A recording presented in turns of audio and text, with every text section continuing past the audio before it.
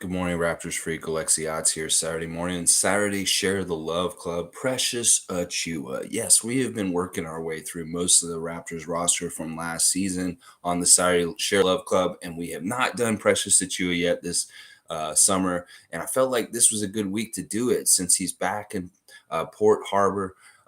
In Nigeria, doing some great basketball camps with young African kids that are interested in basketball, coming in and getting that experience of being around an NBA player like Precious is very valuable and awesome. In fact, this is the path that started Pascal Siakam and stuff like that on his way to the NBA. So this we cannot belittle the work and efforts of Pascal Precious Achiuwa in Nigeria this week, as far as like how much of an impact in the future this could have in the future, what Precious is doing over there. And he's having such a good time doing what he's doing over there. His IG updates all week have been so full of joy and just enthusiasm, and just you could tell he's really in his element and that he's very happy, like seeing what he's giving back to the community where he's from and stuff like that. So that's badass. Precious, you go. You are doing such great work over there. And listen, the stuff that you've been doing in between, like the sessions with the trainees and the campers and stuff like that coming in, has been phenomenal. Oh my gosh, you are throwing dunk level dunks down in your IG this week, Precious. You should seriously consider doing the dunk contest this season. I think that you would do very, very well. The Raptors have a history of having dunk champions, and we would love to add your name to the list because, listen, there's something about the way you dunk, Precious, that is kind of ironic for your first name because there's nothing precious about it. There's something ferocious about the way you get up there and throw it down. And I think that we need to share this with the world. We share the love on Saturday here for Precious. We want to share the amazing athleticism and explosiveness of Precious Achiuwa and dunking. And I think going to the dunk contest may be the best showcase for this. So, Precious, please strongly consider doing the NBA dunk contest this year because I think you'll make some more Raptor fans. You'll make some more fans for yourself for sure, and you could win it because this is the thing. Sometimes a big guy in the dunk contest doesn't look as impressive because he's so big. Like Dwight Howard, he never impressed me in the dunk contest because, dude, you're already halfway there to the rim. Come on, buddy. But Precious is tall too. But the thing about it is, Precious has elevation. Like he has a vert. Like, I don't know what his vert is exactly, but there's some dunks that he did in this past year where it looked like his waist was above the rim at times. Like, I don't even talk about his shoulder being above the rim or his complete arm. It looked like his waist was above the rim at times last season. Amazing stuff. Let's see what Monique's saying this morning. Monique is saying, you must be over the moon with seeing Scotty on Slam Canada. I mean, everyone is. Bonga is an unrestricted free agent. Yes. Bonga is not anywhere in this picture. He's very similar to Yuta. I have no idea where Bonga is at this point. It is what it is. It's just how it goes. Hopefully, Bonga has a great career doing something and he finds his way back to the NBA, but who knows? I'm sure Isaac Bonga is going to be very well taken care of for the rest of his life. If anything, he can be in Germany and be one of the top professional players there or some other country around the world and make a good income. Playing internationally. That's the thing that people don't realize is that when you don't make the NBA, there's a lot of competition to get your services in different leagues, and different leagues pay different prices, and some of them pay really well. Like you could go to another league and get like $1 million contract from somebody in the Greek league or Spanish league or something like that. So that's the thing people need to realize is that you can get paid even if you're not in the NBA. So, all right. And the other thing you're saying about Scotty being on the cover of Slam, this is actually something we got to talk about today. That yesterday, Scotty got on Twitch again and he was celebrating his Slam cover because it was officially out. It had been out for a couple of days already to subscribers who got it in the mail and leaked it and put it on social media and on the internet. And we knew about it. We had seen it. But when we talked to Scotty about it on the Twitch stream, he would not say anything about it. It was almost like he's keeping to a promise to not talk about it or divulge something before the time he's supposed to. And well, he could yesterday, and it was a fantastic celebration. Forget about me being over the moon. Scotty Barnes was over the moon, Monique. And what he did was, it was amazing what he did on his stream yesterday. He jumped on around 2 o'clock yesterday, which is very early. Kind of caught me off guard, but I was ready. And he did a reaction to his behind the scenes of his slam cover shoot. If you guys, this is highly recommended watching for his Twitch. And the great thing is, this is right at the very beginning of the Twitch stream. So you don't have to try and search for it or watch for too long or anything like that.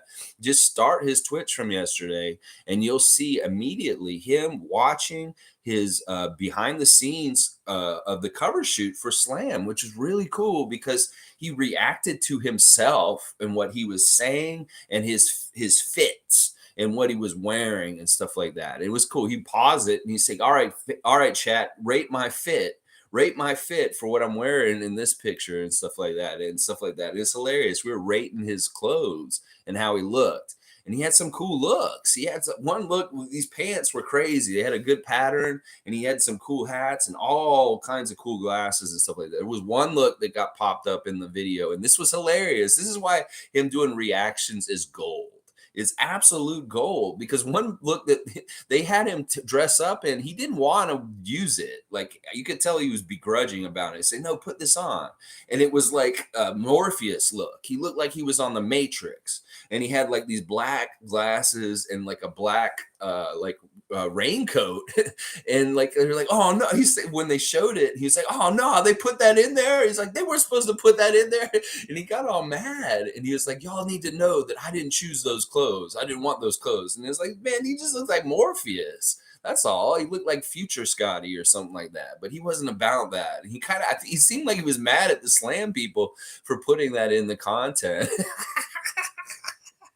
Oh, it's so good. But yeah, really recommend watching Scotty react to his Slam cover stuff. And the other stuff about that whole reaction that was amazing is that in the commentary, he's talking about Toronto and playing for Toronto and playing for Nick Nurse and coming to Toronto and how he feels about playing in Toronto.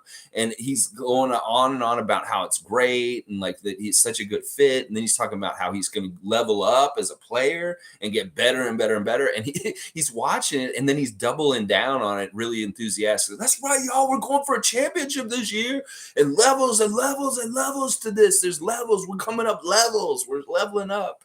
And just going on with his enthusiasm about being a Raptor, about winning. Like, one of the big points he wanted to make was, it's not about stats, y'all. It's just about winning and making that next winning play and continue to win and just win. He did one of those little sequences where he says the word win about 20 times within 2 minutes. He's like, yeah, we just want to get out there and win. We'll just win. We will win and win, win, win, win, win, win, win, win, win, is all Scotty's saying. So he doesn't give a shit about his stats. He doesn't care about whether he gets 20 points. He doesn't care if he gets 10 assists or 10 rebounds. He just cares about that W.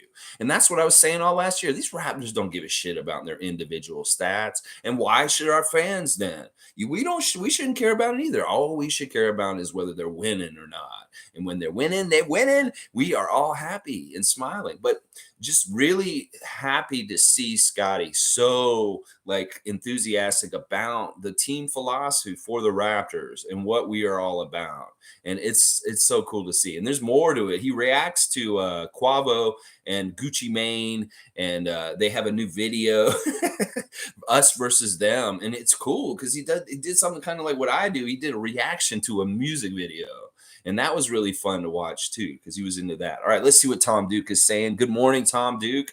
Lovely Saturday. Share the love and positivity for the one and only Precious Achiuwa, for sure. Anticipating the most from him in 2022-23. Yes. Yes, Precious is such a stud, and we are so happy he's on this team. In fact, we can talk about this. Getting Precious Achiuwa was a little bit of a kind of a road to destiny. That this is somebody that Masai had been familiar with for a long time and has coveted him, much like Thad Young. That Precious was always on the radar as a young player before the draft, that he wanted Precious. If Miami had not drafted him and had him for his rookie year, he wanted to get Precious. Well, Masai made those tracks meet up, and he got Precious. He had to trade the Groat for Precious, but that's the whole reason why. I was saying all last year. Forget about Goran Dragic. He's packing peanuts. It's like the Precious cargo in the package that we wanted in this trade for Kyle Lowry was Precious. That Goran was just in there to keep it safe and keep it tight, to come across and be okay for the money and stuff like that. And once, when you open a package, you don't keep the box and the packing peanuts. You don't need them. You just get the item that you wanted, and that's Precious Achiuwa. And that was it all along. And in fact, when people look back on this trade with Miami, that may be the really big interesting thing is that like Precious is such a good player in his career over time. And Miami sees how much return they get for Lowry and how long they get him. And they're really like shooting themselves in the foot. And they're kind of like, why did we do this? We could have Precious right now and stuff like that. So there is a little bit of that with Miami Heat Nation that probably they're like a little bit of buyer's remorse, especially the way the season ended and the way they were all down on Lowry and like, yeah, Lowry's getting weird treatment by Miami Nation right now. Very weird treatment. This whole time he's gotten weird treatment. So, yeah. And all right, Tom Duke saying, so cool watching the Slam video along with Scotty Barnes. That is so cool. Like, this is like unparalleled levels of open gym access, kind of like interaction with Scotty that is absolutely amazing. He cares about what I care about, his fit.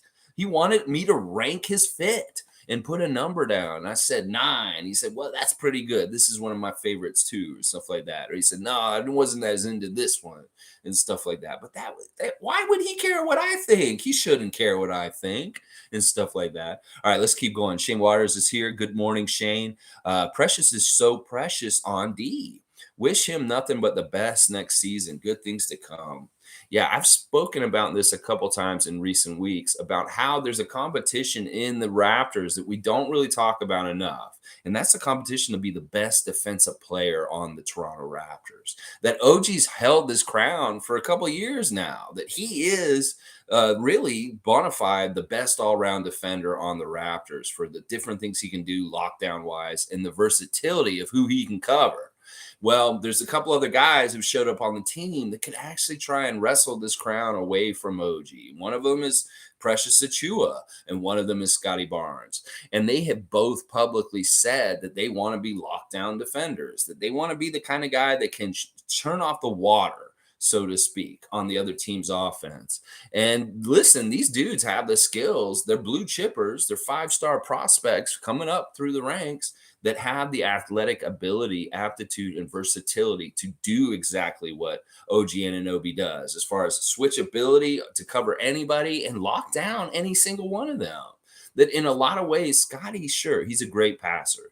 Sure, he's a great offensive player, but in some ways, he gets his most pride from defense and playing amazing defense. In fact, that is this building block. That's the very first thing that matters to Scotty. That if Scotty's not playing good defense, well, then I'm not playing good at all. So he has to have that first for him to consider as good. Now with Precious, listen, the raw ability of him that get more and more refined and just like centered and just like focused on certain things, he can be so good. Like the way he was guarding Joel in the playoffs, phenomenal. The way he got on LeBron in games that we played against the Lakers this season, amazing. Precious is a really good defender. And that's something that we don't talk enough about him. He won't get any attention from the NBA general for it or the US media. But on the down low, Precious Achiuwa is one of those kind of defenders, just like OG and Scotty Barnes. And I love that we have 3 of these guys on our team now. That we have 3 dudes that all want to be the best defender on our team, and they're all trying to lock down anybody that they come across and stuff like this. So, such good things to come, Shane. You're so right. Good morning to Monique, super fan. Monique Lawrence is in the house. All right, let's see. Shane Waters saying, talk your shit, Scotty. Speak that W into existence. Yeah, Scotty is, listen, he's a special one.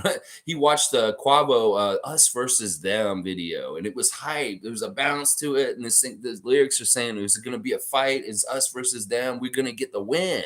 is what he kept saying. And that philosophy in that song that he was reacting to in that video is true. Like these guys are going to be, if it's us versus them and we got to go in to win, we're going to win, is kind of like what the lyric was saying.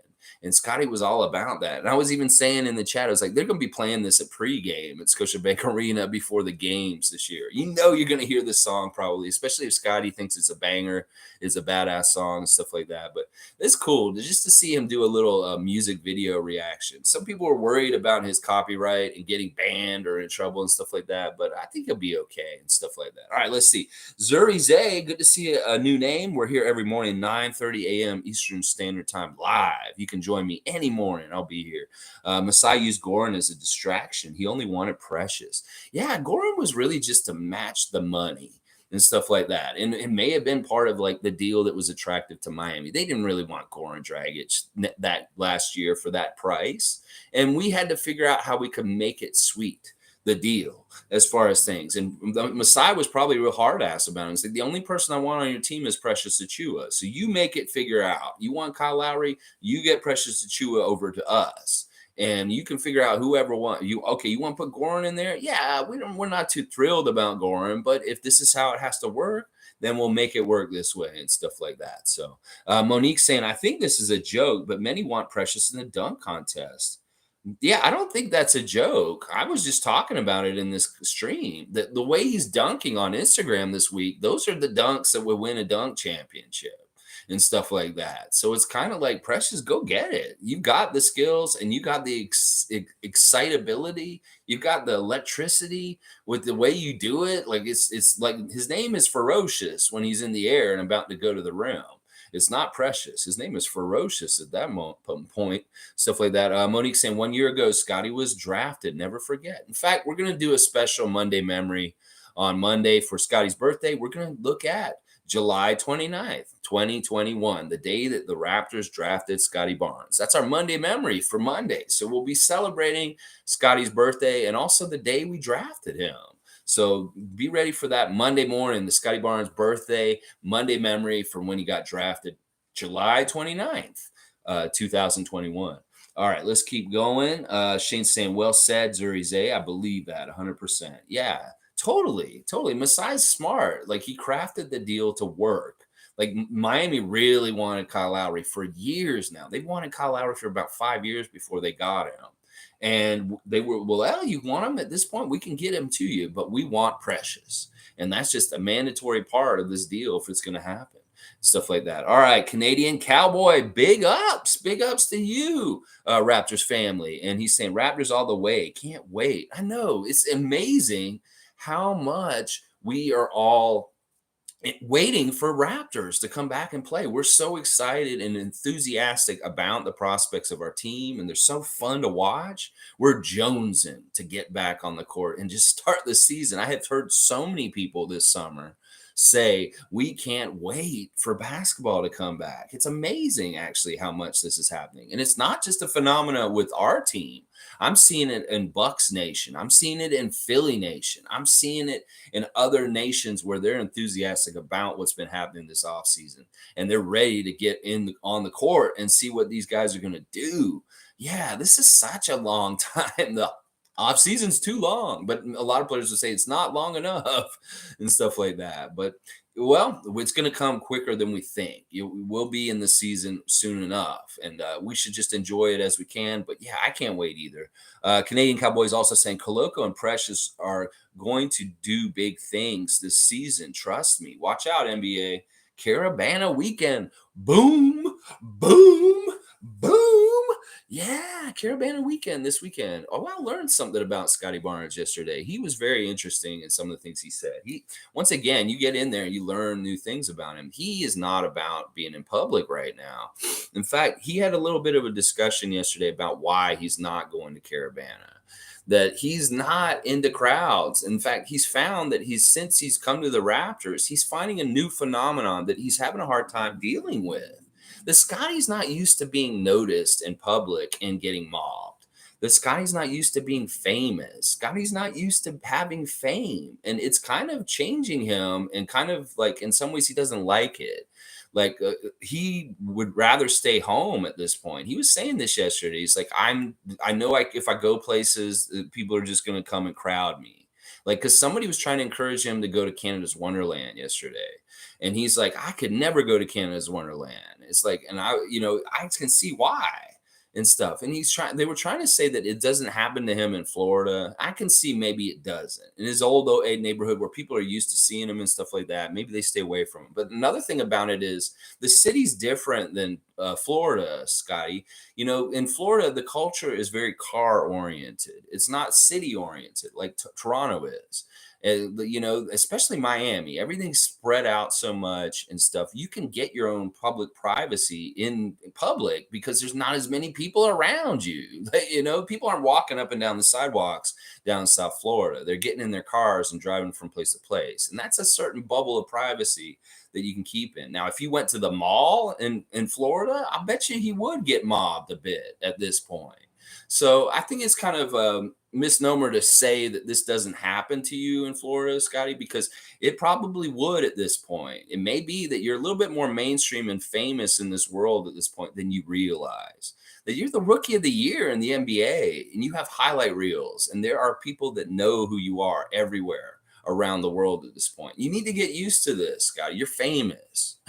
This is just how it is. And there's positive and negative to being famous. So enjoy the positives and minimize the negatives and stuff like that. But yeah, he's really told us yesterday that he's a homebody, that he likes staying home. He likes playing video games on Twitch with his friends and us watching them and just staying private and working out and doing that kind of stuff. He doesn't like big events. He doesn't like being out there with a bunch of people. This is why he's not going to OVO. This is why he's not going to Caravana and stuff like that. In fact, when he was saying, we were telling him, go to OVO. He's like, why would I go to OVO? Nobody cares about me. Nobody's going to want to see me. I'm like, you're so wrong. Because if you showed up at OVO and you got out on stage with Drake in the middle of OVO, people would go absolutely crazy, Scotty. So I don't know if you're being modest or you're just unaware of just how big and important you are in Toronto right now. Because if you went to OVO or Caravana, you would get a huge reaction. So you need to understand, like, you really got to get used to your fame and understand what's going on here. It's so weird to have an insight to understand this from seeing him and talking about it and stuff like that. Because, he was going out and doing stuff like going to shoppers and doing stuff like that. Now I don't know how much of that he's trying to actually do just because he's trying to minimize contact with the public and stuff like that. So yeah, Caravana weekend is big this weekend. In fact, we're seeing the big names in town with Draymond and Green and LeBron James and Yorkville sighted here in Toronto yesterday. We see Rich Paul hanging out with Masai Ujiri in Toronto yesterday. That's an interesting thing. The whole Rich Paul and Masai thing, like that's got to be such a weird relationship between those two guys. Because in a way, they kind of like Rich Paul helps Masai, but he also kind of like is an adversary of his because he's OG's agent. And like, he's also Masai's agent and Nick Nurse's agent. So when Masai is hanging out with Rich Paul, he's actually a client, but he's also somebody as a GM or like as a team president that has to, haggle with him or try and figure out deals with and strategize and go back and forth over stuff like OG's contract or Nick Nurse's contract even like because he's managed by Clutch also. So it's such a weird relationship, Rich Paul and Masai Ujiri, because in some ways, I don't know. I think that it's good because honestly, these guys are getting money, they're getting paid, and they're doing a good job. That's all I care about. Now, if Rich Paul was getting these guys big, huge amounts of money and contracts and they sucked and they weren't helping the Raptors to win, I would be upset. But because everything's good and fine, hey, whatever. It is what it is. And maybe that Rich Paul was a part of the whole reason why Masai's deal took so long. Like, I wonder, does he represent Bobby Webster too? And that all these dealings to re-sign Masai Ujiri and Bobby Webster and Nick Nurse in the last couple of years have had Rich Paul involved in the talk. And who does the talk the other way? Like when they're trying to figure this out, is Larry Tannenbaum talking to Rich Paul about Masai's contract and how it should work out and stuff like that? Who's doing the negotiating when it's Masai and he's in charge? large. That's the thing I wonder about. But that's cool. Rich Paul's here. I don't know if Adele's in town too.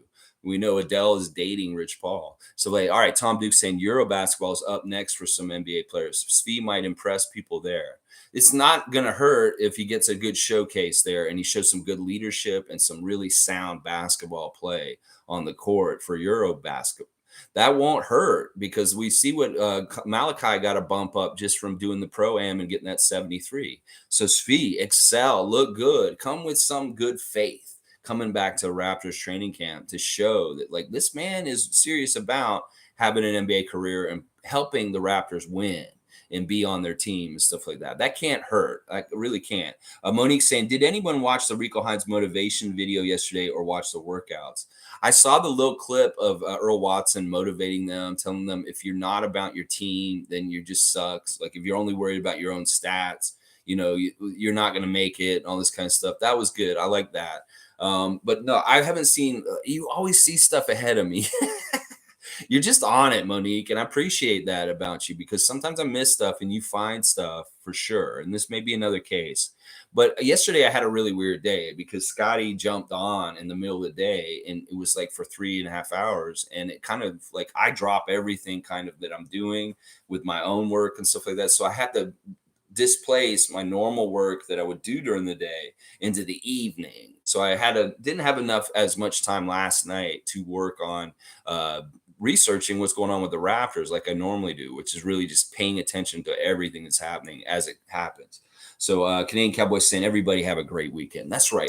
Last weekend of July 2022. It's a beautiful, beautiful weather in Toronto. Hopefully really nice weather in whatever part of Canada you are, Cowboy and stuff like that. And, I know the West Coast has been very hot this week. I mean, keep cool and hydrated if you're in a plus 30 degrees Celsius area of Canada, because there has been some of that going on around the country right now. All right. So Monique's saying drop Precious stats for seasons or for the season.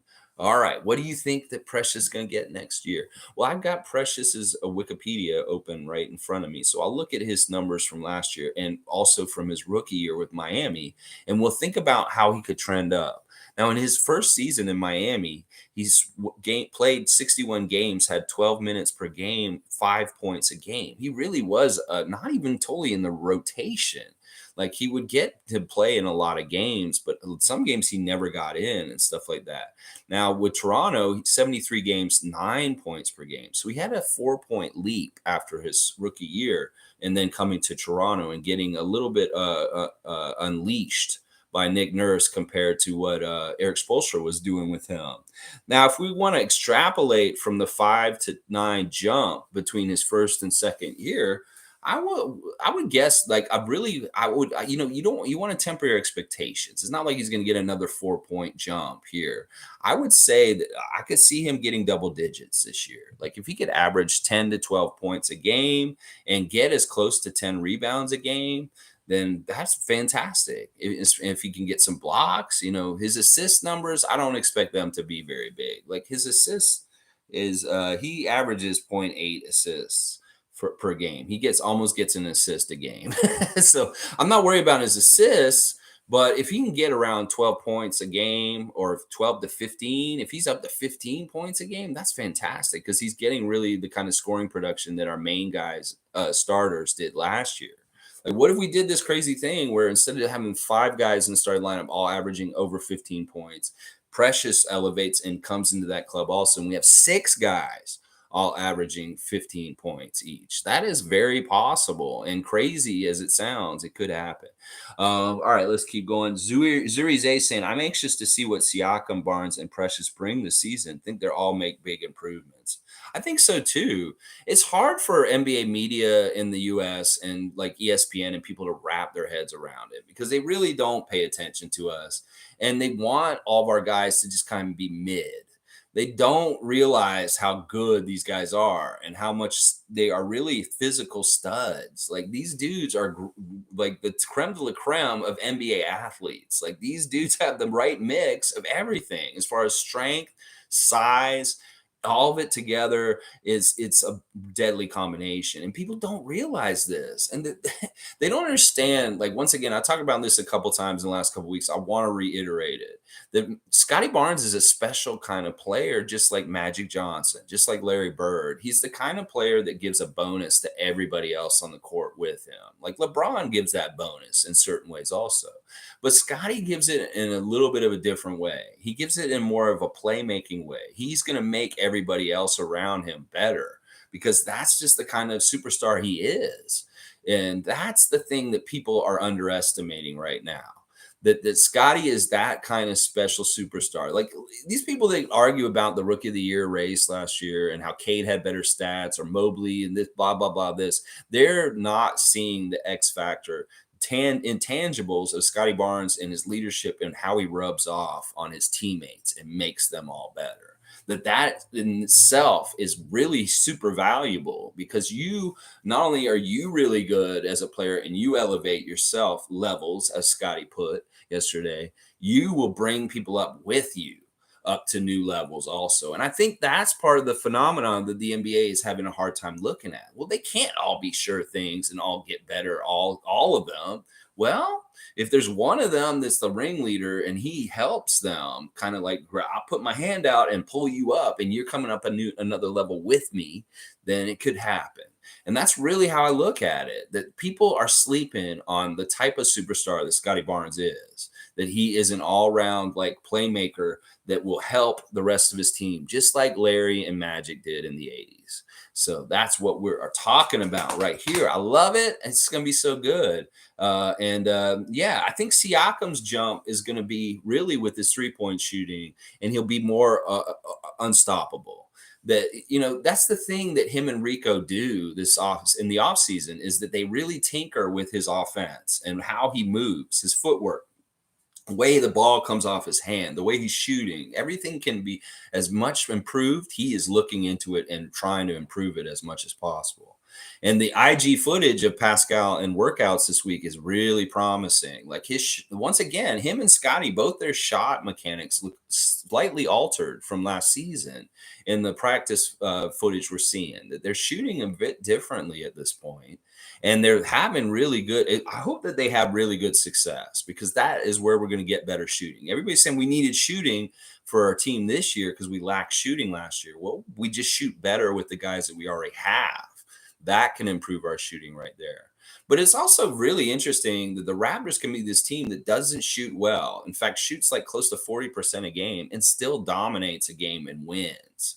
That is part of the badassery of this team construction of Vision 6-9 with Bobby Webster and stuff like that. We overwhelm them with defense, overwhelm them on the offensive rebounds, and we get so many more shot opportunities that we manufacture, that we can shoot worse than the other team and still beat them. And that's an amazing strength in some ways. In fact, that's a more OP kind of way to overpower and win the game. Is like, well, we don't care completely if we hit our shots, because we can beat you just by physically outworking you and stuff like that. But this year, I have a feeling that their shots are going to go down better this year. And look out, then you think about how much they're going to improve just because they shot better on top of all the other stuff. So that's a big area where we can improve that people don't understand. It's like, if we just get our offense more efficient and shoot better as a team, then we should jump from fifth place and having injuries last year and stuff like that. So, all right, let's see. And also about Precious is going to make a jump. I mean, Nick Nurse has already said that he sees it in him. And when Nick Nurse says somebody made a jump, he's pretty accurate, because that's his job. He should know and stuff like that. I would love to see what they're going to come back with too. And I hope we just come out gangbusters and we just kick everybody's butt right from the beginning of the season, and we're rolling, and we have like a 10-win streak to start the season. We're number one in the East the whole time. Like, we run the table, just like how teams take the lead at the beginning of the NBA game and they never let the other team have the lead the whole game. I'd like to do that with the season this year. Get that number one in the East and run with it all year long, baby. Yeah, this is the kind of predictions I like. Tom Duke saying 23 minutes this past year. How many minutes for him this year? Let's see. All right, you're saying, yeah, he played 23.6 minutes per game. Maybe he gets jumped up to 25. I don't know how much more he'll play. I don't know. A lot of this may factor, Tom, with whether he's starting or not. Like there's a big contingency of the Raptors fans that want to see Precious start this year instead of Gary. And they're trying to figure out ways to insert him into the starting lineup for somebody else. And, that could be a big factor if he's starting. And if he gets jumps into the starting lineup from time to time, like he may not be a starter all the time, but he could be the first guy that gets in the starting lineup if somebody has to miss a game or something like that. Like, somebody has a rest day or something like that. We're doing load management with Fred and Precious starts that game or something like that. I really see that's probably what's likely for this season because it's going to be similar to what they did last year. Is that when somebody missed a game, Precious just got promoted up to the starting lineup and stuff like that. And so he'll probably end up getting to start a lot of games this year. Now, some people say, well, don't start him. Let him try and get six man of the year. We don't really aim to get awards in that kind of way. If it fits and it's naturally going to happen, then sure. But I don't want to stymie Precious's development by keeping him solely as a six man just so he can win six man of the year. That's silly. Let's see. Tom saying also it probably depends on what Coloco brings. All right, this is something I got to bring up because there's an interesting tweet by Michael Grange from yesterday about why Coloco has not been signed. Now he has a little thing where it shows the guys right around him in the draft: Nebhard, Houston, and Williams, and they've all signed 4 years, 8 million each. Now, somebody's saying that this is what Grange is saying. It makes sense the Raptors would be maintaining their cap flexibility as long as possible. Given fluidity of trade market at the moment, I don't think it means anything other than being able to participate if an opportunity presents. So basically, we're holding off on paying or giving contracts to Delano and Christian because we want to be able to be a player in the trade market, just in case some big trades people get moved around, like Russell and Kyrie and Kevin and stuff like that. We may want to have the opportunity to be opportunistic in situations, and we need that flexibility. And if we already delineate who our money is going to for this season, then we can't be quick on our feet to do something. So this is purely why probably these two guys have not gotten contracts. And what could happen is that nothing happens. We don't react to any kind of trade thing and this money. And then it just comes, we just want to pass the time where this is possible. And then we'll sign these guys on their contracts and stuff like that. Some people are saying that we don't want to give Coloco that much money compared to those other guys, but that's not really that much money. I mean, if you look at what Nembhard and Houston are getting, that's 4 years at 8.2 million. That's 2 million a year. We can afford that, so we can figure out how to get Coloco equitable deal, just like those guys right near him in the draft and stuff. So it really is having flexibility to make a move still if they want to before things. That's the whole reason why we haven't signed these two guys. So all right, let's keep going. Monique saying, can you imagine what Armani DJ are thinking right now? Yeah. Oh man. You know what they're thinking? They're thinking I need to be so badass. I have to work so hard, and that's what both of them are doing. Since summer league ended, the Armani and DJ Wilson have been working out very, very hard. In fact, DJ Wilson, some of his workouts have looked very impressive, and that he is really putting in time, hard work, because he knows this is the time to get ahead and get where he has to get to be able to make this team. Now, I feel real good about DJ Wilson. I feel like we wouldn't have done all this stuff with him last year to just jerk him around and not give him a chance to get on the team this year. That there is some promise in him that our management sees and they really like, and that could end up helping him make this roster and not get cut in training camp, stuff like that. So Armani, I'm not so sure about, just because we've said this week, Jeff Doughton Jr. being on this team as a two-way kind of makes Armani not totally, valuable in some ways. I mean, his shooting is valuable, sure, and stuff like that, but he's not totally necessary at this point with our depth on our team for guard. Let's see. Monique saying, I love rewatching Scotty's Twitch stream. Isn't that fun, Monique? I mean, I watch it live. I'm there with him, but I had to rewatch the beginning part of yesterday's because it was so There was a lot to it. Scotty was on cloud nine yesterday. I'm gonna just say, like, the feeling he's feeling about being on the slam cover is huge. He's feeling really good about it, and he had a lot of fun yesterday on the video games. He started playing. What was he playing? He did his reactions. Then he was playing COD with his buddies. He was doing really well in Call of Duty. He was getting a lot of wins, and they were having a lot of fun. It's funny. There's always funny little things that happen on the stream I forget about that I could probably talk about. So Tom Duke, I know you were there yesterday. I think you were. Or Shane Waters. If you guys remember anything funny from the stream yesterday, go ahead and mention it and stuff. But yeah, it's interesting. Scotty was asking us all our ages yesterday. At one point, he said, Hey, chat, what's y'all's ages? I want to know what age you guys are." And people are writing in stuff like some kid put 10, 22, 18, something like. And then I come in and I'm like 46. I'm like, oh my gosh. I'm just like that exact point in the Venn diagram of like being able to, like, the right person that for this age to be doing this, watching him on Twitch. But I also kind of was like, should I even be here? I'm like a little old to be here and stuff like that.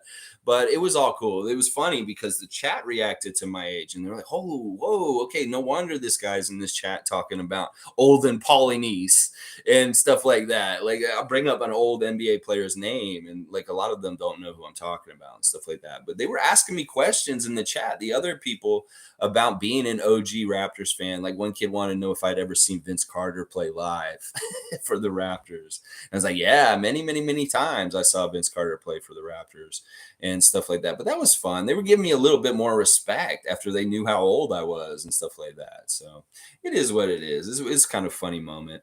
But there's other stuff that happens on the Twitch. Like, some of it I can't remember because there's so long and there's like so many. Like, there's real comedy at moments in the Twitch and stuff like that. There was one time where somebody in the chat kept saying, "Scotty, watch Malachi's 73-point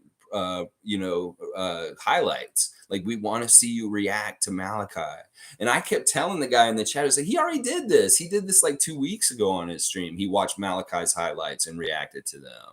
And like, the guy wouldn't shut up. He wasn't listening to me. I said, he already did this.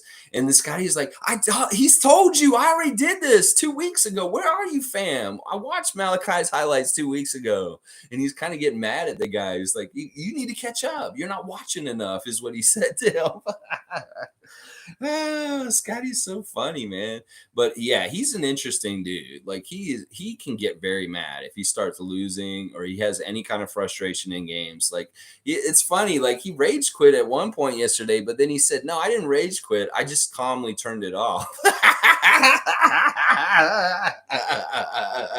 He is somebody that will kind of try and bend things for his own favor in different ways. He's trying to say that he didn't rage quit. He said, "I calm quit." Everybody's laughing. It's like, oh man, this guy's like making it up here. Tom Duke saying, "I missed yesterday and sorry I wasn't there to say I was older. I bet no one is taking too many days off. Lots of shooting practice for those bench guys." Well, that's one thing too. Scotty's on Twitch a lot, and that may make people think that he's not working hard or doing anything in the gyms, and that's so wrong. That Scotty is getting it. The time he really works out is in the morning. Like, he goes in the morning and he puts in some major work first thing. He gets that done, and then he'll like have a middle part of the day where he may not, he takes rest. Maybe he does Twitch for a little bit. He does something else, and then he goes back in the afternoon or in the evening and puts more work in. That's a normal day for him. And the footage we're seeing, like, listen, they're saying there's two things that I heard yesterday that were absolutely insane. We were asking him about it. It's like, Scotty, your trainer is saying that you put on 10 pounds of muscle, that this man's 10 pounds heavier than he was at the end of the season, and that it's all muscle that he has built this offseason. That Scotty is weighing more because he's stronger and has more muscle. And then Nick Nurse dropped something in an interview saying, well, he's 6'10". Nick Nurse is saying this guy Barnes is 6'10". Now, Scotty says he's 6'9", but maybe they've measured him recently, or Nick Nurse is inflating his height like a wrestling promoter would do for Andre the Giant. He's saying he's 6'10", y'all. But I'm starting to think, is Scotty Barnes 6'10", and now he has 10 more pounds of muscle on his body? And these are the latest news and developments about him right now. Look out, NBA. I mean, when he's on his stream and he goes back like this in his chair, his muscles start looking like pretty good in there and stuff like that. So listen, this guy is really working hard, even if it seems like he's on video games a lot. And because people come in the chat and they're like, you should be at the gym working out, Scotty. And I think sometimes he sees those and he kind of like thinks maybe I should be. And he gets off the Twitch a little bit sooner after that. And he's like, guys, I'm going to work out. Because I think that is something that he's like, maybe somebody's out there working harder than me. I need to go make sure I work even harder or something like that. That kind of stuff. So Monique saying the fact that Scotty shared everyone's Instagram posts, of course, he's pumped. Yeah, it was really nice to see so many Raptors repost Scotty Barnes on the Slam cover yesterday. Fred VanVleet, Pascal, Justin Champagnie, all these guys are celebrating Scotty being on the cover of the Slam. Now, there was an interesting misunderstanding about the Slam cover yesterday. There's apparently a very rare Slam version of that issue that is like they only made 95 prints of it, and they're for the whole country. So if you can get this really rare edition of this issue with Scotty Barnes, North Star, it's there's only 94 of them. But when we're talking about it, like we thought, like there's confusion on the chat that they only printed out 94 copies of this Slam all together. Not that there was just like a special edition part, like I think it's like a gold edition or something like that. They only did 94 of them.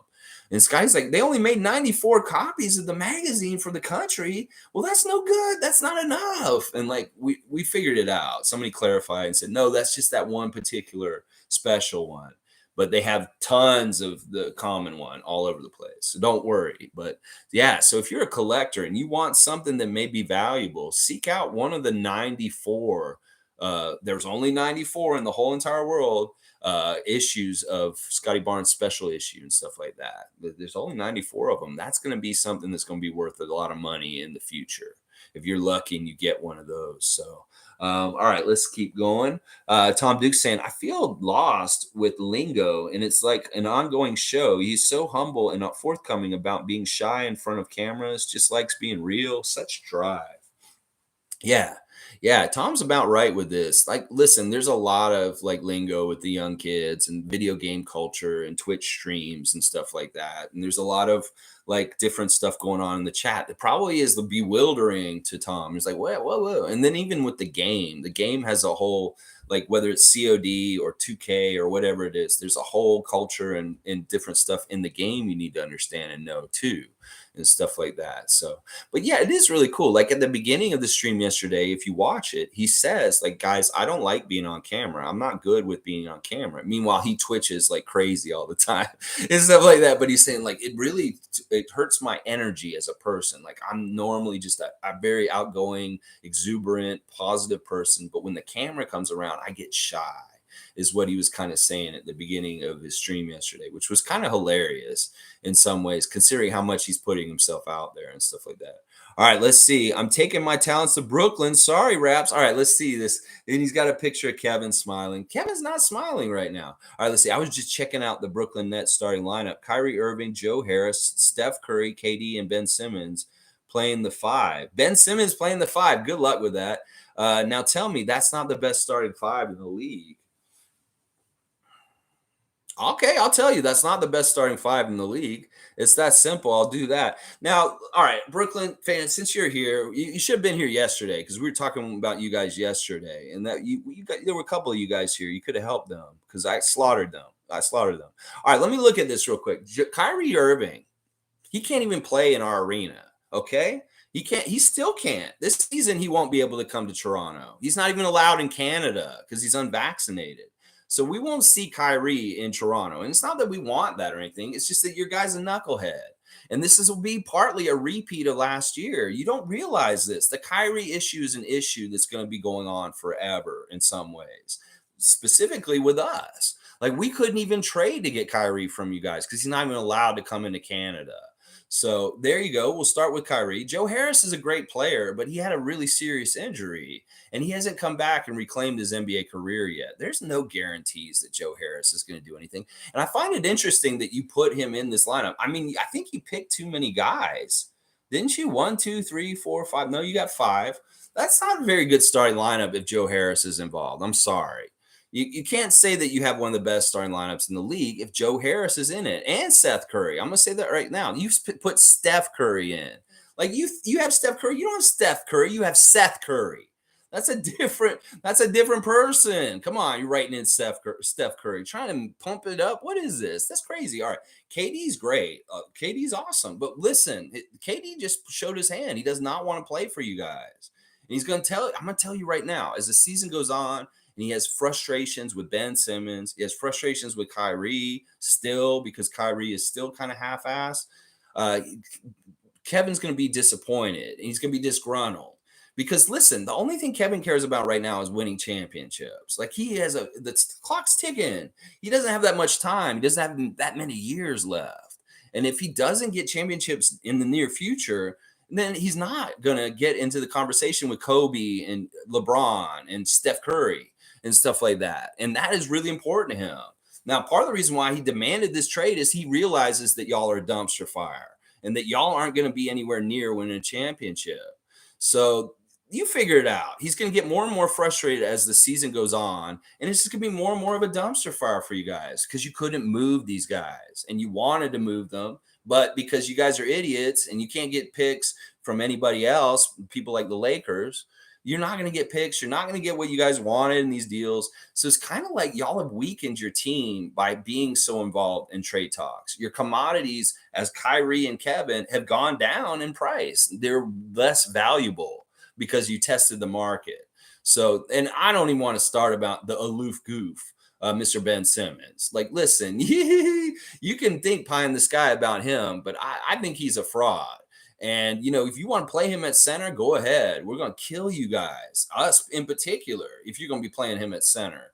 So, yeah, the Nets will be a joke and a dumpster fire once again this year. So they're not the best starting five in the league. I don't even know what the best starting five in the league is. I like the Raptors' balance for their starting five. I'd say that's pretty damn strong.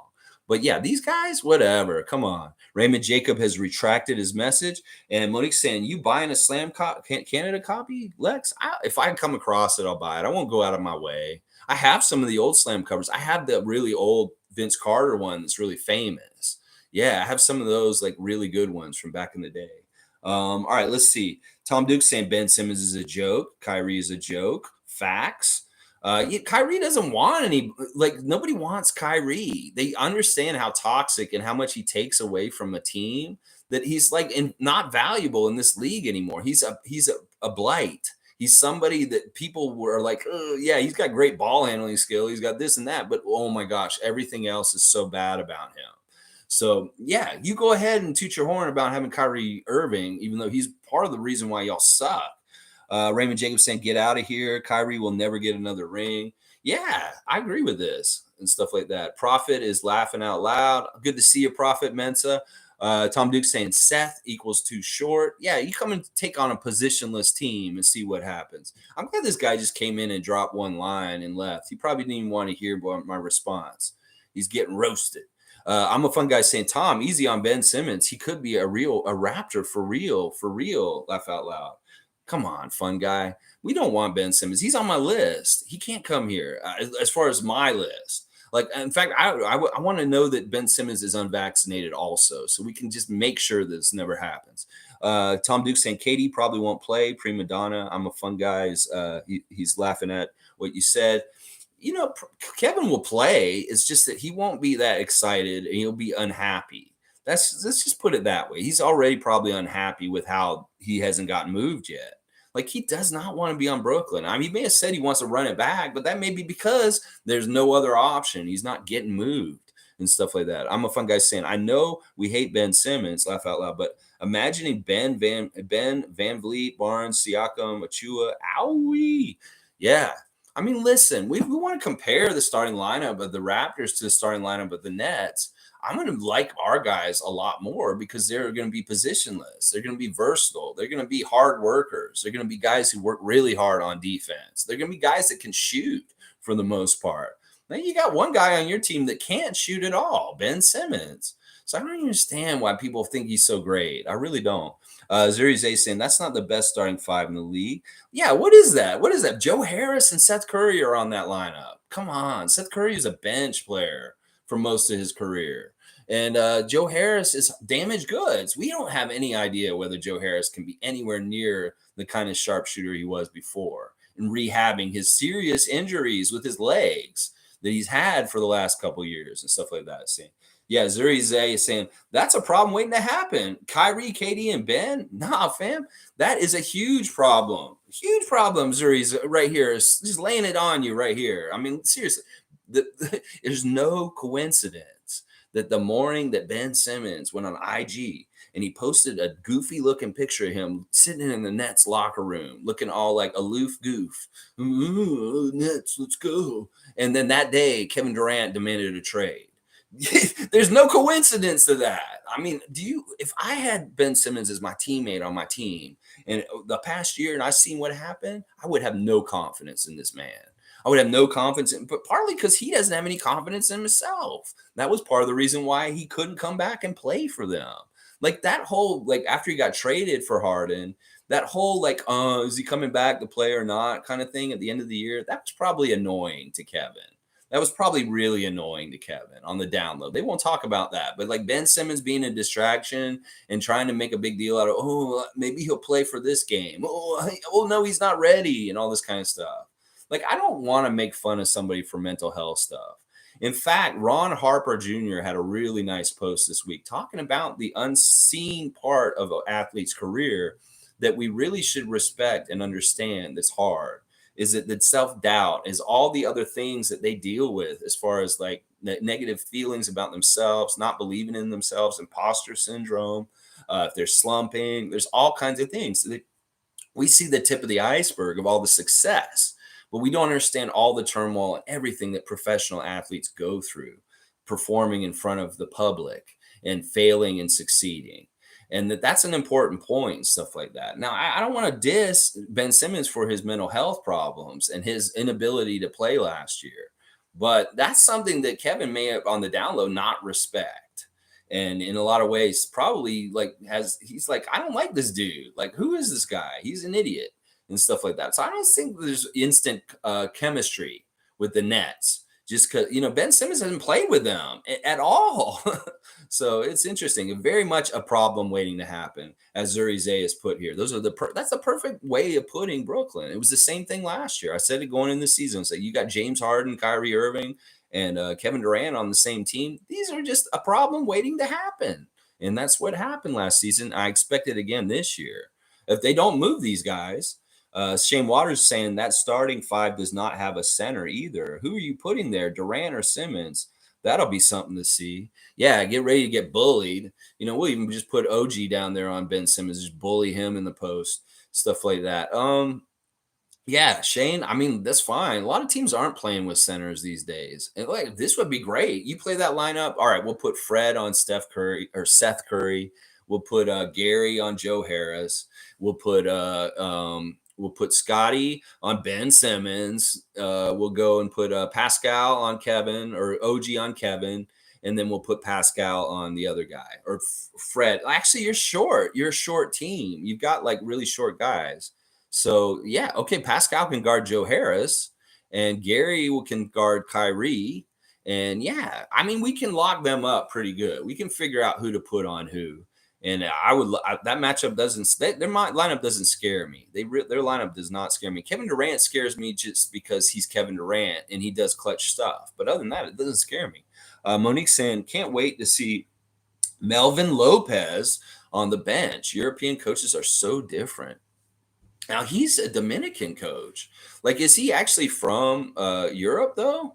Because Dominican Republic is an island nation. That'll be interesting though to see Melbourne. I still like this story that Nick Nurse coaching Team Canada for the FIBA qualifier with SGA and Jamal Murray and all those guys, and he's coaching against this Dominican guy. Or it's not, yeah, he's the Dominican coach. And he's like, you got some style. And he comes and talks small chat, and all of a sudden, this guy is on our coaching staff. It's pretty interesting. Like he beats him in the FIBA game, and then all of a sudden he gets a job with the Raptors. So kudos to Melvin Lopez. I still haven't done enough research on him. And it'll be fun to see him on the bench and around stuff like that. Just another brain in the brain trust of the Raptors coaching staff. Isaac Campbell's here. I'm taking. Can you also name the Nets' first 5 players off the bench? Ooh, interesting. Isaac wants to know what your bench looks like. Also, Nets. Nets have been very much in flux for years now. Like they can't just set to us what they want to do. They go, somebody's jerking the steering wheel, like Trump trying to get over to the rally and the insurrection. He's like, "Oh no, give me that!" They jerk the steering wheel and then they change course. Like we were talking about yesterday, changing from the net strategy with Jared Allen and Karis LeVert and that core at that time, and switching to this big three has been a big fail for long-term like development in the Nets being good. That they may be better now if they had just stuck the course with their young core that they had a couple years ago instead of blowing it up and getting all these big names like Harden. So this will be going to be very interesting.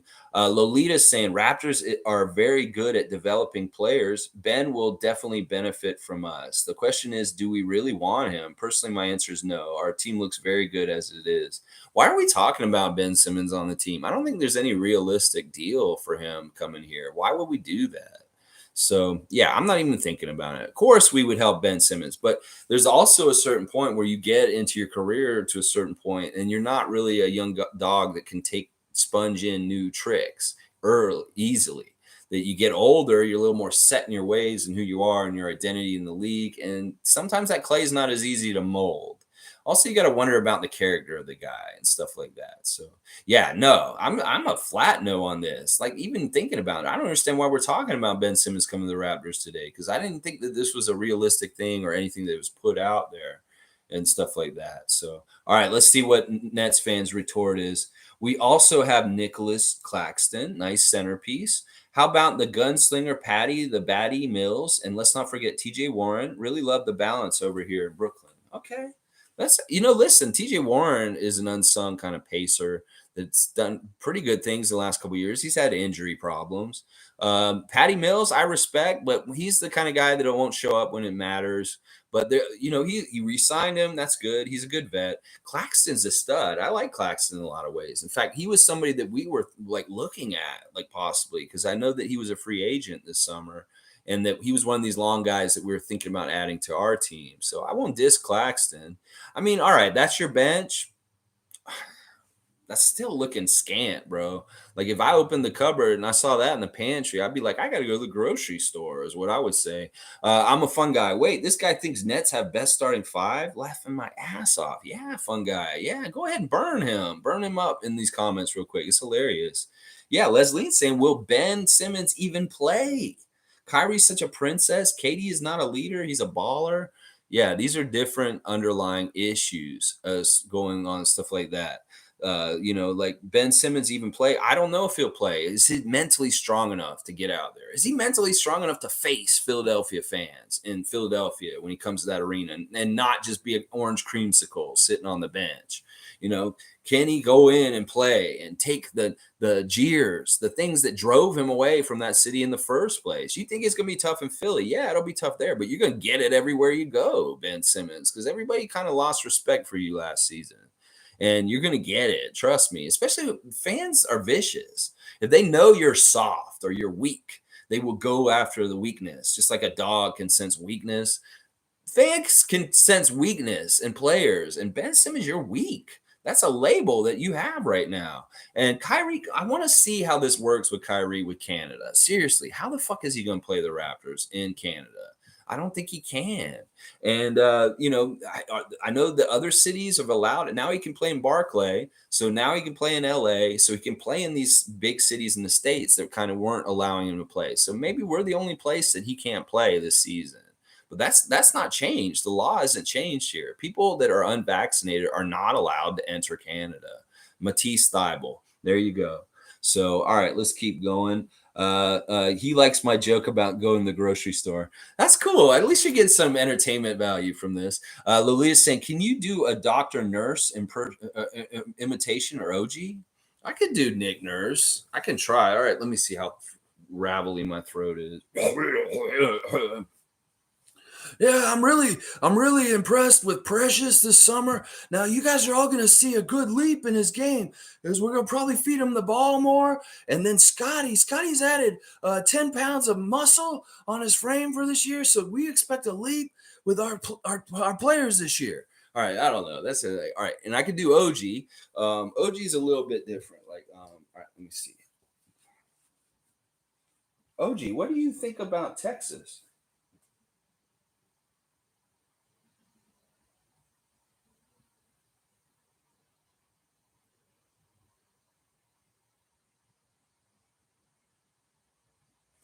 Sorry. All right. Yeah. Yeah. This is a little imitations there, Lolita. I'm glad you asked for them. All right. Let's see. Nets fan saying we have a full cupboard over here. All right. Nets fan, y'all had those crazy Russian oligarch owners for a while. Like these dudes came in all flashy. They were like, we are badasses. We will bring in Kurlenko. We will have Paul Pierce. We will have Kevin Garnett. You had this ownership group that promised you guys championships like 10 years ago. Did you guys ever get a championship?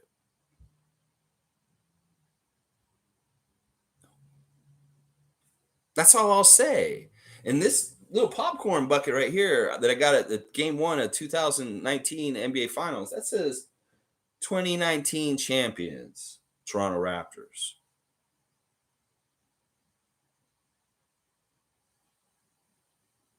All right, you thought my screen froze. That was just a little like OG caught like a deer in headlights when they asked him, "What do you like about Texas?" He couldn't think of anything.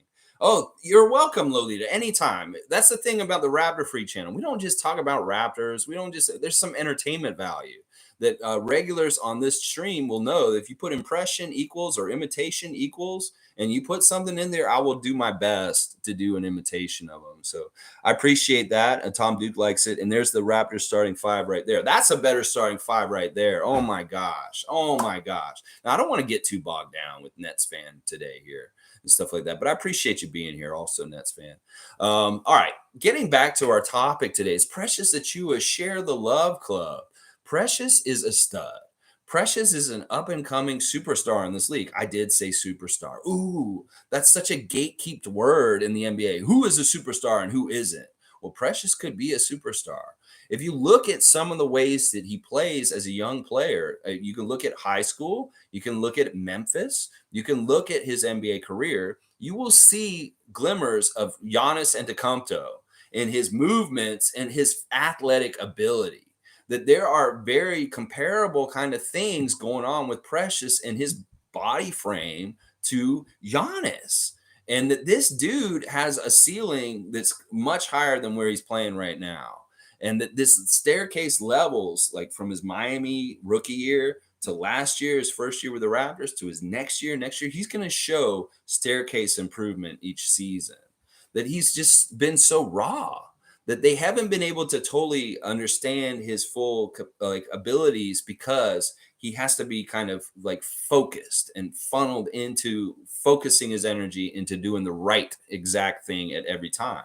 And that in some ways he's just like Scotty, creating and not totally understanding. Like these dudes are like artists on the guitar. They can go and riff and play some notes, and they may not plan them, that they may hit an extra note in there that makes it sound even more badass. Because Scotty, when he watched his highlights a couple weeks ago, he's like, I didn't even know what I was doing. I've never done a little spin jump hook like that.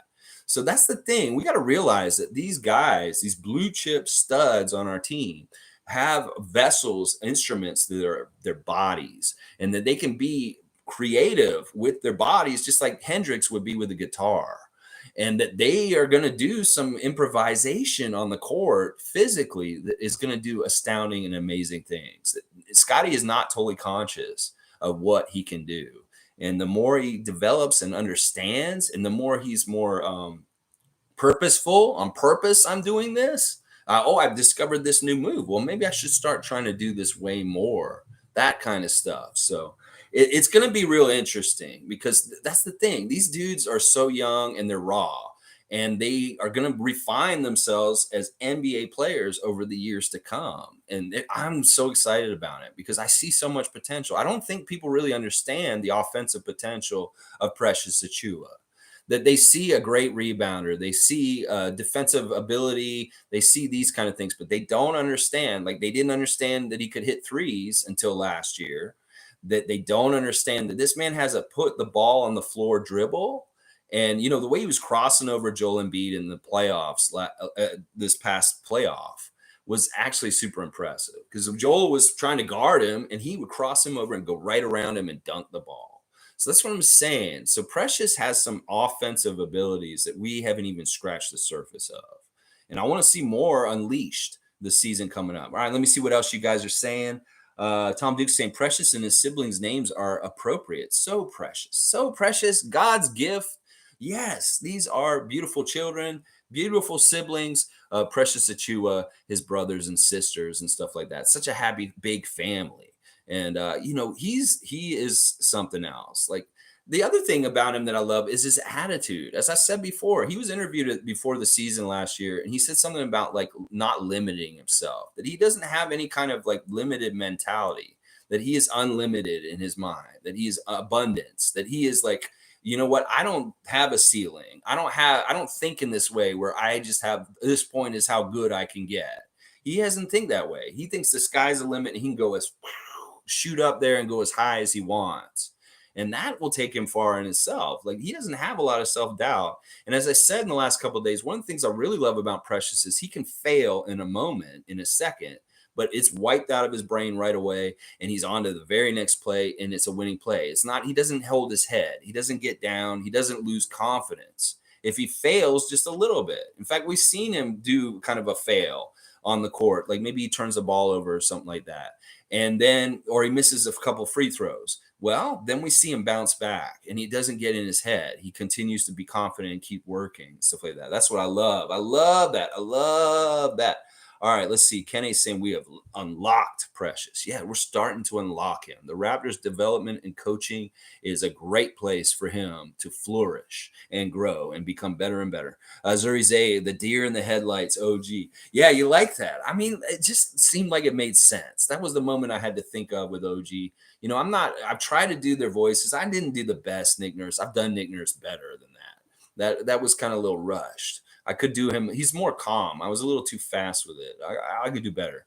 I'm a fun guy saying I was crazy thinking Precious could take a minor step back. He's just too good despite our depth. That is some people are saying that. Like there's a lot of media out like trying to predict how these young players from last year are going to do, like Cade and Evan Mobley and Jalen Green and stuff. And the write up for Scotty Barnes is so shit. It's stupid. It's like they're saying all these good things about him, but they're saying, but often players in their second year have a decline in their numbers. All of a sudden, the dreaded sophomore slump. And that they probably didn't put this in Cade's profile or Evan Mobley's, but they want to put that in Scotty's to say that, well, he could be worse this year than he was in his rookie year. It's like you are so full of shit.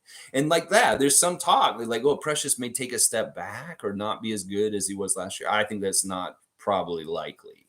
That these guys are on real trending up kind of things. Even Scott saying it yesterday, level up, level up. We're going to level up. We're all leveling up. That's what Scotty said. He was chanting it at one point.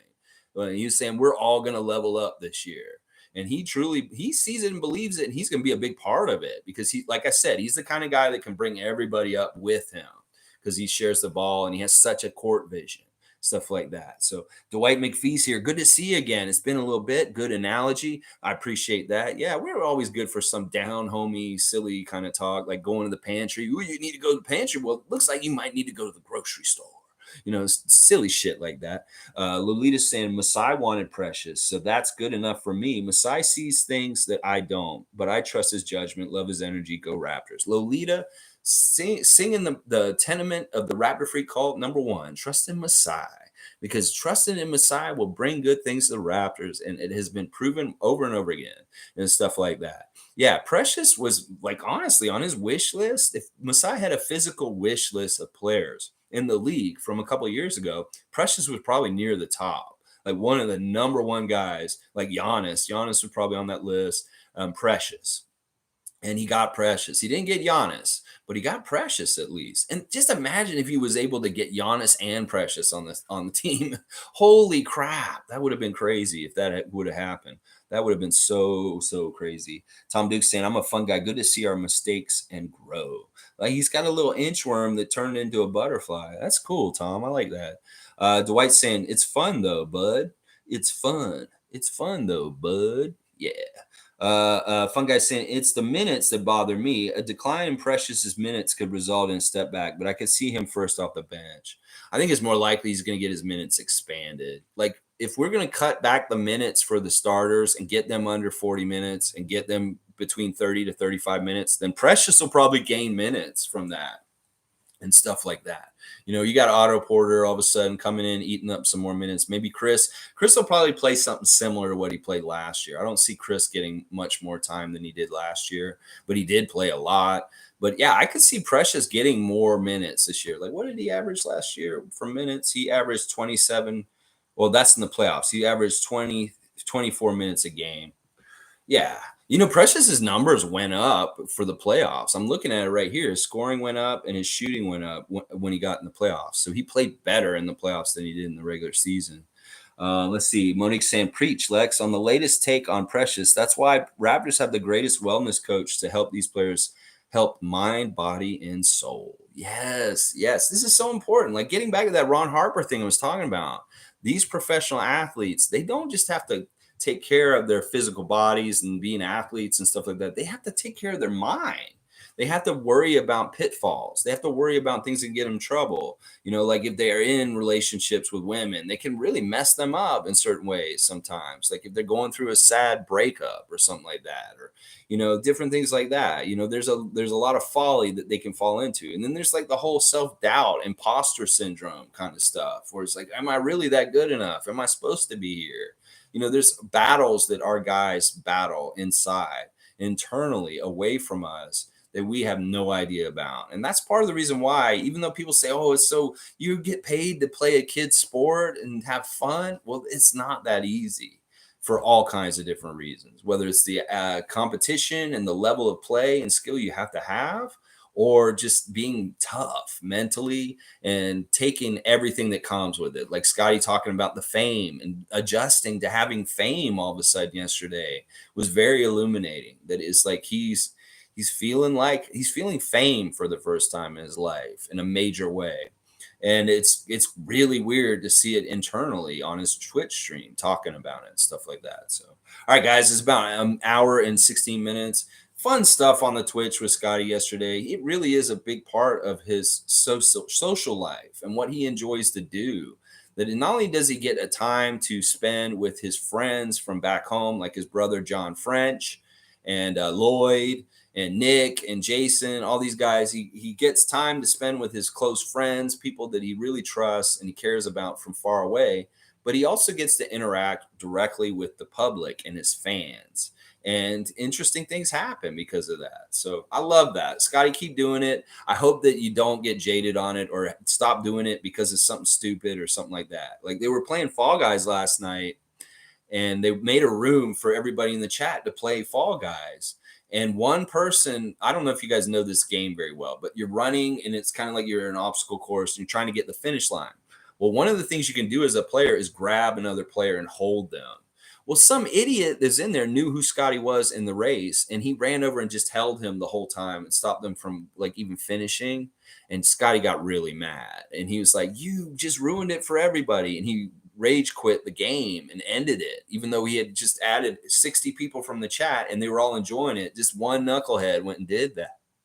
He got really mad and he quit. and quit the game because the dude, like, basically, that's true. Like, this has happened to him in a couple of different games, whether it's NBA 2K, whether it's COD, whether it's Fall Guys. If they know that they're playing with Scotty Barnes, sometimes he gets targeted by other players and they want to make a name for themselves or feel good. It's kind of like if a famous person's in jail, I want to be the one who shanks him. Ooh, I shanked a Joe Exotic or whatever, Tiger Joe or something. I shanked him in prison. Ooh, I get some famous for that. So this is what these kids want. They want to be able to say, I beat Scotty in 2K. I held him in Fall Guys to stop him. So he's at an unfair advantage. Not only does he not play the game 24/7 like some of these nerds do, but also they are pinpoint, like, targeting him to stop him and do things just so they can brag that they did that to him. So the video games aren't as fun for him anymore because he's getting targeted and stuff like that. So anyway, we'll probably see Scotty today again, but maybe not. I don't know. He says he's not going to Caravana, but who knows? It may be that he's getting on another plane today. We don't know. He's just, that's his life. He's going to do what he's going to do. Precious Achiuwa, we are looking forward to another year of you on the Raptors this year. We have great feelings about you and your improvements and the things you're going to do to help this team win this year. That you are one of these studs on our team that can play any of the five positions, guard anybody, and you are a great rebounder. You're learning more and more in your low post defense from people like Kem Birch, who have been teaching you how to play good sealed low post defense and stuff like that. I expect big things from you this year, Precious. And seriously, consider doing the NBA dunk competition this year. I think that it could be very good for you getting notice around the league, and it doesn't hurt to show you just how badass you are. I'm serious. You'll get more fans. You may get more endorsement deals and more money because you did the dunk competition. So that's what I'll say today to end it on there. Let's go race mode daily. Happy to see you here making it the end of the stream. All right, guys, have a great Saturday. Get outside and touch grass and share the love. That's what we're doing here. We're sharing the love because Scotty directed us to. He said, share the love with everybody. In fact, he says it every day on his Twitch stream. He's saying, that's love. Y'all need to do more of that, sharing it and stuff like that. Tomorrow, a Sunday special report. This is actually quite interesting. I'm going to be debating and thinking about whether Toronto is now a basketball city instead of a hockey city. So tune in tomorrow. We're going to talk about whether Toronto has become a basketball city as opposed to being the historical hockey city that it's been. So tune in tomorrow, 9:30 a.m. Eastern Standard Time. And then Monday, it's the Scotty Barnes birthday celebration. We're going to look at the Monday memory of July 29th, 2021, the day we drafted Big Roy, Big Four, Scotty Barnes. All right, guys, have a great Saturday. Please like, comment, subscribe. I hope you enjoyed my content today, and have a great day.